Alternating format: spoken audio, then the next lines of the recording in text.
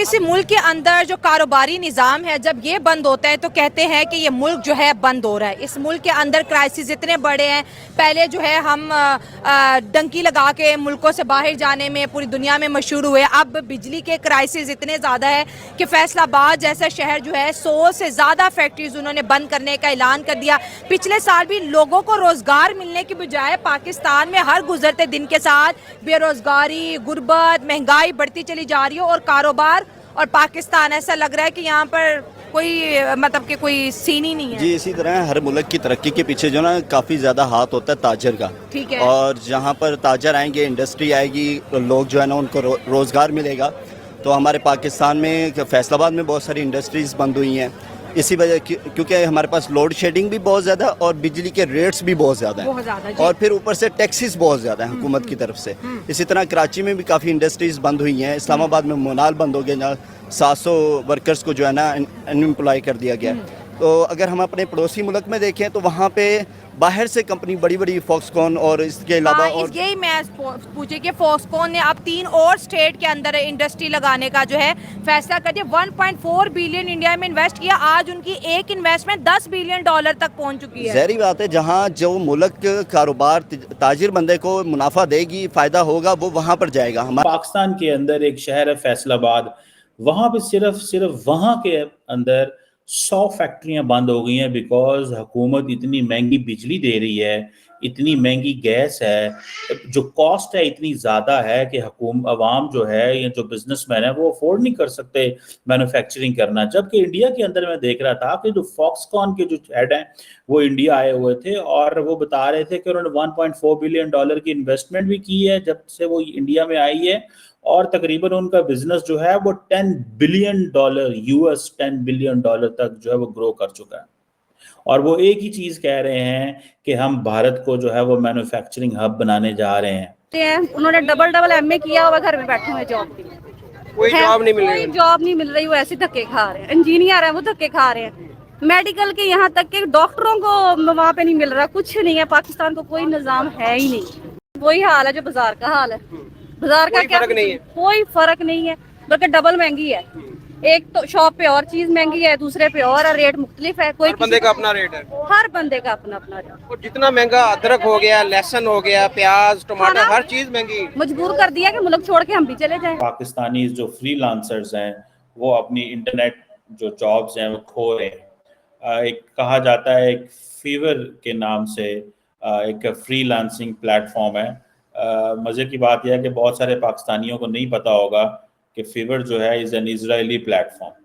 और इस प्लेटफॉर्म जो फीवर जो प्लेटफॉर्म है ये कनेक्ट करता है बेसिकली दुनिया के लोगों को, कारोबारी लोगों को। और मैं आपको इंटरेस्टिंग सिचुएशन इसमें ये है कि बहुत सारे लोग जो यहाँ पे रजिस्टर्ड हैं इस प्लेटफॉर्म के ऊपर वो अपनी ऑनलाइन काम करते हैं, ऑनलाइन जॉब उनको मिलती है। अब वो जैसे वो कहते हैं ना, उसने बहुत सारे जो पाकिस्तानी अकाउंट्स हैं उनको अनअवेलेबल कर दिया है बिकॉज वो इंटरनेट डिस्ट्रप्शंस की वजह से जो लोग इस पे काम नहीं कर पा रहे, जो वहाँ पे अपनी सर्विसेज नहीं दे पा रहे या वहाँ पे अवेलेबल नहीं है, तो वो उनको जो फीवर है उसने उनके अकाउंट्स ही जो है वो डिसमेंटल कर दिए, अनअवेलेबल कर दिए हैं। वो काम ठप हो गया। बिल भी नहीं दे सकते। बच्ची ट्यूशनें पढ़ाती हैं, कभी कुछ करती है कभी कुछ करती है। एक तांदला वाला में स्कूल में जाती 6 साल हो गए हैं, तो अभी तक उसका ट्रांसफर नहीं हो। जो पैसे होते हैं वो किराए पे लग जाते हैं। हमारा इतना मुश्किल है, देख लो अभी तक मैंने कोई सब्जी नहीं ली। इतने साल हो गए हमने कपड़ा नहीं बनाया कोई, तो हम क्या करें, किधर जाए। पाकिस्तान के अंदर क्या है, फैक्ट्रियां बंद हो रही हैं। हुकूमत जो है उसने अवाम को मुश्किल में डाला हुआ है कि और बता भी नहीं रही कि सिचुएशन क्या है। बड़ी हो गई, हम शादी नहीं कर सकते, उनकी रोटी नहीं पकती तो शादी कैसे करें हम। हाँ जी, बैठी हैं जवान घर पे, क्या कर सकते हैं, कुछ नहीं कर सकते। सब्जी लेने आई हैं, अब यहाँ पर रेट सुनकर ये परेशान है कि अभी तक कुछ भी नहीं लिया। कुछ नहीं लिया, एक पीस लिया है 2-2.5 से। आपने लेनी सब्जी बताएं मुझे, ले सब्जी ले। हुकूमत डिजिटल गवर्नेंस की बात कर रही है, डिजिटल इकोनॉमी की बात कर रही है, और हम बड़े कमिटेड हैं, हम 5G लाना चाहते हैं। बड़ा कुछ हुकूमत कह रही है, बातें कमाल की कर लेंगे, लेकिन क्या उनको इस चीज़ का नहीं पता कि ये जो आए रोज़ ये जो बहुत सारे ऐसे जो फीवर के जो यूज़र्स हैं उन्होंने बताया है कि उनकी जो प्रोफाइल्स हैं वो अनअवेलेबल हैं, बिकॉज उसकी वजह ये है कि अब उनके बारे में नेगेटिव रेटिंग्स आ गई हैं। वो कौन लेगा सारा जॉब्स? वो इंडिया में चले जाएंगे, नेपाल में चले जाएंगे, बांग्लादेश में चले जाएंगे, हो सकता है अफगानिस्तान में भी चले जाएं, ठीक है, पाकिस्तान में नहीं रहेंगे। इंटरनेट भी अगर हुकूमत उनको नहीं दे पा रही तो फिर आओ देख लें कि ये क्या होगा। और हमने अगर ये फैसला कर लिया है कि हमने अपनी आवाम को, पहले ही 3 करोड़ बच्चे स्कूल नहीं जा रहे, 3 करोड़ बच्चे स्कूल नहीं जा रहे, तो वो आप देख रहे हैं पहले ही जो है ना वो चीज़ एक बड़ी खतरनाक किस्म की चीज़ है। टाटा कंपनी बहुत बड़ी है और उसके अलावा उनके पास कारों की बहुत बड़ी इंडस्ट्रीज़ मौजूद हैं।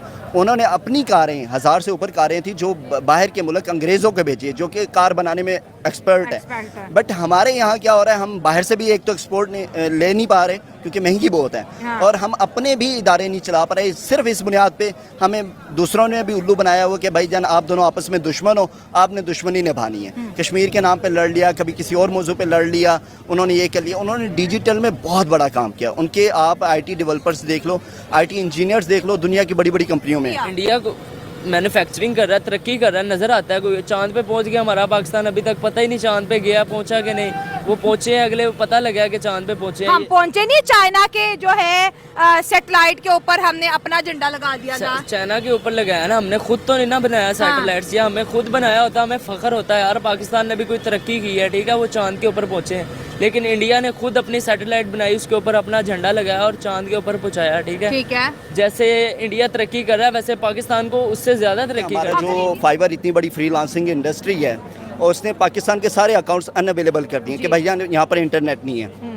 इसी तरह हमारे पास जो फायरवॉल सिस्टम लगाया गया, हमारे पास साइबर सिक्योरिटी के टेक्नीशियंस, एक्सपीरियंस टेक्नीशियंस नहीं मौजूद जो कि इस चीज़ को चला रहे हैं। इंडिया की सबसे मेन रीज़न यही है कि वहाँ की गवर्नमेंट ने वहाँ के जो बिजनेसमैन और वहाँ के जो इन्वेस्टर्स हैं उनको एक बहुत ज़्यादा एक रिलीफ दिया हुआ है। और उनको इतनी ज़्यादा रिलीफ इस वजह से मिली हुई है और उन्हें वो चाहते हैं कि इंडिया एक बिजनेस हब बने और वहाँ पर ज़्यादा से ज़्यादा लोग इंडस्ट्री लगाएं और वहाँ पर ज़्यादा काम बढ़ेगा तो मुल्क तरक्की करेगा, ज़ाहिर बात और है। हम कौन सा हब बनेंगे? हाँ जी, हम बिल्कुल डिक्रीज हो रही है, दिन ब दिन हमारा मुल्क नीचे आ रहा है। गूगल पे है, उनके पास स्ट्राइप है, उनके पास UPI है, उनके पास अपने पेमेंट मेथड्स हैं।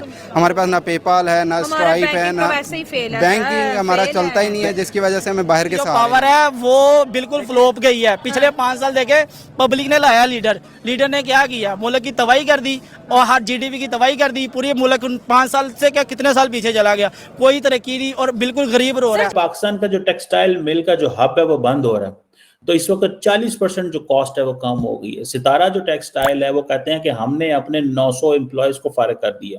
मुझे नहीं समझ आ रही कि हुकूमत इस हवाले से क्या कर रही है, क्या डिस्कशन हो रही है।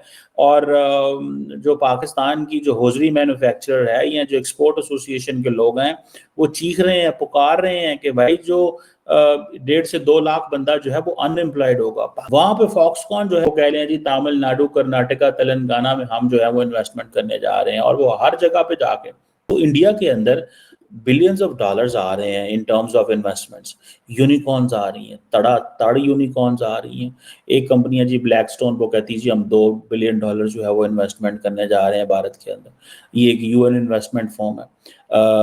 वो एक और अमेरिकन भी इन्वेस्टमेंट की बातें कर रहे हैं जी। हमारे यहाँ को बंदा आ ही नहीं रहा। इंडिया के मेरा ख्याल है कि पिछले साल ये जो फॉरेन डायरेक्ट इन्वेस्टमेंट का फ्लो 2023-24 का वो कोई $72 बिलियन का, $72 बिलियन एक महीने के अंदर 5-6 अरब डॉलर आ रहे हैं इंडिया के अंदर एक महीने के अंदर।